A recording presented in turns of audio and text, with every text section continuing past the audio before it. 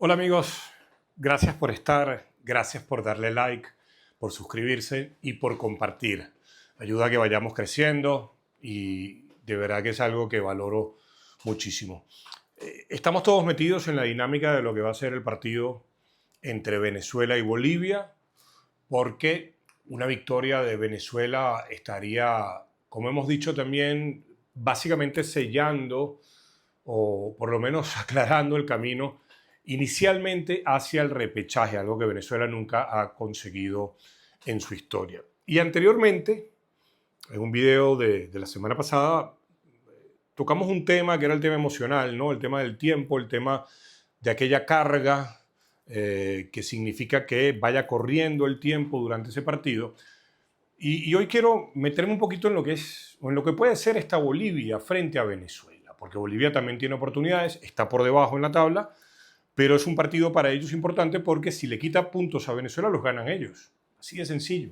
Esto, así está la clasificación de Conmebol de cara a ese mundial, así está la situación de la Vinotinto y así es la realidad de Bolivia.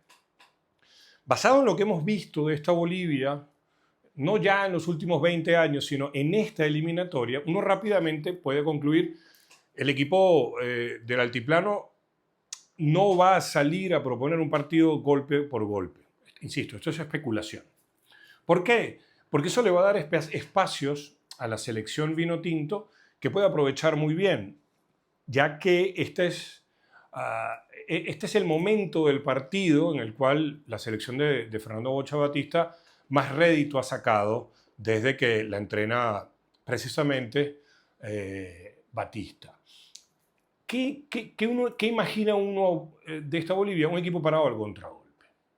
Un equipo parado al contragolpe que cuando recupere la pelota tratará de salir en velocidad, sobre todo después de que se ha confirmado que este chico Terceros va a estar convocado, o está convocado, mejor dicho.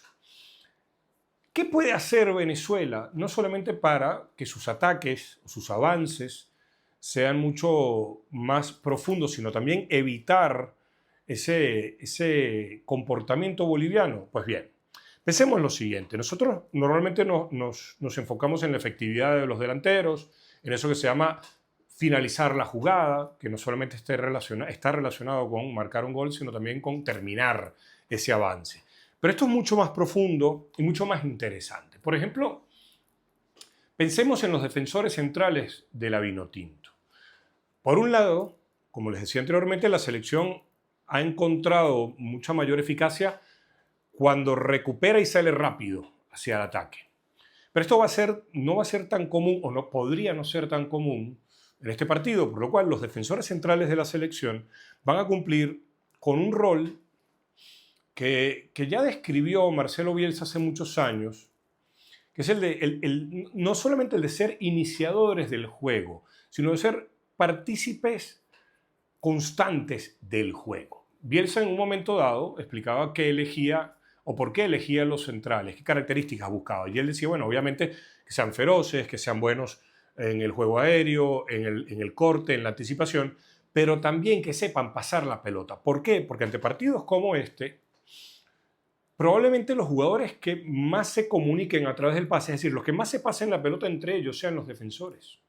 Porque si Bolivia no sale a atacarte, es muy probable que Venezuela, si es inteligente y entiende que no todo puede resolver a la máxima velocidad, sino que de repente tiene secuencias más largas de pase, tendrá momentos en los que, hay que ir hacia atrás, es decir, pasar a la pelota a los centrales para que salgan un poco los bolivianos y así los volantes y atacantes vinotinto moverse y encontrar mayor cantidad de espacios.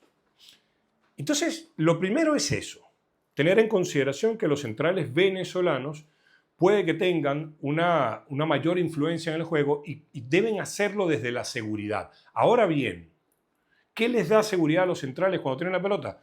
Que el resto de sus compañeros no estén a 30, 40 metros, sino que si se da esa circunstancia en el partido, aparezcan opciones de pase, tanto cercanas como medianas, y obviamente habrán algunas más alejadas, pero sobre todo que se acerquen. Yo recuerdo, por ejemplo, en la Vinotinto Sub-20, que quedó eliminada en el torneo realizado en nuestro país este año, pasaba que solamente un mediocampista se acercaba. y después quedaban todos muy lejos. Y esto en el caso de la Vinotinto, la de mayores, no va a ser positivo. No están acostumbrados en la selección los defensores centrales, sean quienes sean los convocados por Batista, a conducir para atraer la marca. No están acostumbrados. Yo no estoy diciendo que no sepan hacerlo. Estoy hablando de costumbres. Si ustedes quieren, incluso agreguemos ese concepto que a mí no me gusta para nada, pero de automatismos. No. Los defensores centrales Vinotinto están mucho más aclimatados, por decirlo de alguna forma, a tener un jugador a quien darle la pelota.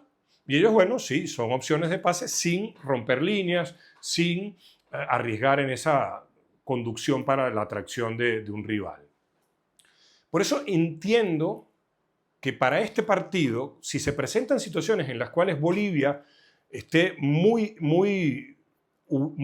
cerrada, ubicada muy cerca de su área, con dos líneas muy juntas, no importa la cantidad, porque no lo sé, pero sí que estén muy juntos, evitando que Venezuela tenga espacios, va a ser muy importante que los jugadores venezolanos no caigan en la tentación de apresurarse, sino que entiendan que se juega con todo el campo del juego, que hay momentos que se puede jugar hacia atrás y por ende reanudar el avance, que no es la jugada, es reanudar el avance, porque si tú juegas con tus centrales y estos tienen opciones de pase y además se pueden atrever a jugar en largo, en corto o a distancia media, vas a ganar mucho.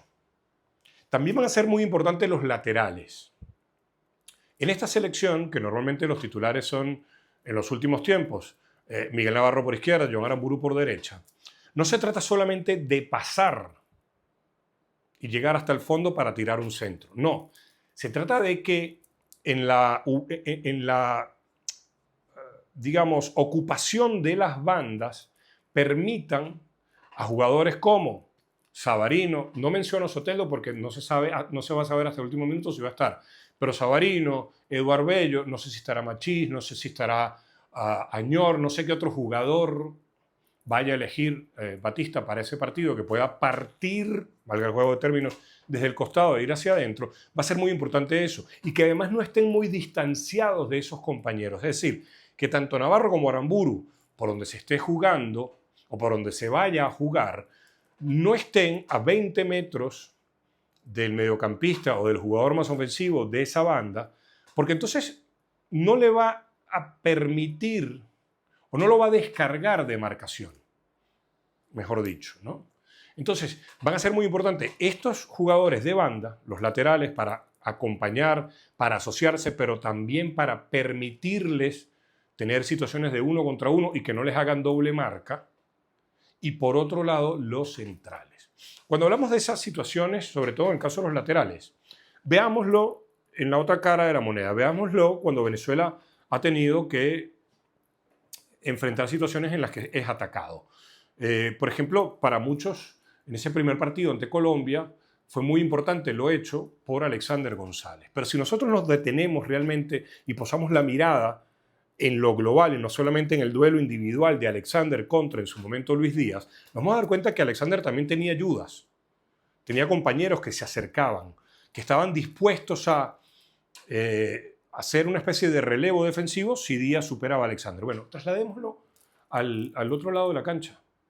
Eso tiene que pasar, porque eso va a evitar que le hagan un 2 contra 1 al futbolista Vinotinto, insisto, Savarino, Soteldo, Eduard Bello, Machís, el que ustedes quieran, que haga esos recorridos. Después está la posibilidad, obviamente, de que Venezuela salga con dos delanteros. El caso, como pasó ante Perú, el caso de Salomón Rondón con Joseph Martínez, que me parecería a mí el ideal por la comodidad de Joseph para moverse en zonas un poco más alejadas del centro atacante y ser una opción más de un juego en corto. Pero eso yo creo que sería materia de otro vídeo, porque hoy me quiero quedar con los centrales y con los laterales de la Vinotinto. Insisto, no solamente porque pueden hacer esas carreras los laterales de 50 metros, no, quizás sean más cortas, dado lo que esperamos de Bolivia. Después sabemos que el árbitro pita el inicio del partido y esto es totalmente diferente. Pero que sean siempre, además de opción de pase, los encargados de ensanchar el campo. Si se ensancha el campo, es mucho más difícil que el rival acumule en el centro del terreno de juego todas sus respuestas defensivas. ¿Por qué? Porque va a tener que atacar, va a tener que ocuparse de jugadores que están afuera, no solamente que van, sino que están. Y los centrales, que se van a pasar mucho la pelota, que tienen que resolver circunstancias de partido, no solamente desde el pase largo, sino desde el pase al jugador con ventaja, lo que se llama el pase de cara, y que no sea solamente al espacio. Entonces, yo creo que ahí hay dos claves importantísimas de ese juego frente a Bolivia, porque, insisto, no veo a Bolivia fuera del alto, fuera de la altitud que le han generado volver a entrar en competencia, haciendo un partido de 1 contra 1. Ahora, si lo hacen, creo que eso va a ser muy favorable para la Vinotinto. Pero no lo veo. Yo veo una Bolivia mucho más dispuesta a tapar espacios para después aprovechar el contragolpe. Insisto, claves centrales con la pelota, laterales con y sin la pelota, manteniendo las dimensiones del campo y, obviamente, si hablamos de los centrales, jugadores que se acerquen a ellos, opciones de pase. Si viene uno que se acerca, que uno también venga, pero no a la misma altura, que esté un poquito más alejado para que sean, insisto, opciones de pase. Es alguna de las claves que voy pensando de cara a ese partido frente a Bolivia. Ni soy ni pretendo ser otra cosa que un opinador, que alguien que ve el juego y le gusta igual que ustedes. Gracias por suscribirse, gracias por darle like, gracias por comentarlo, es muy valioso para mí. Y bueno, seguimos en estos días previos a ese partido, a ese duelo ante Bolivia, porque estamos todos con las emociones a flor de piel, pensando en que la selección tiene una oportunidad nunca antes vista para darnos una alegría a todos, como sociedad, como fútbol, como país.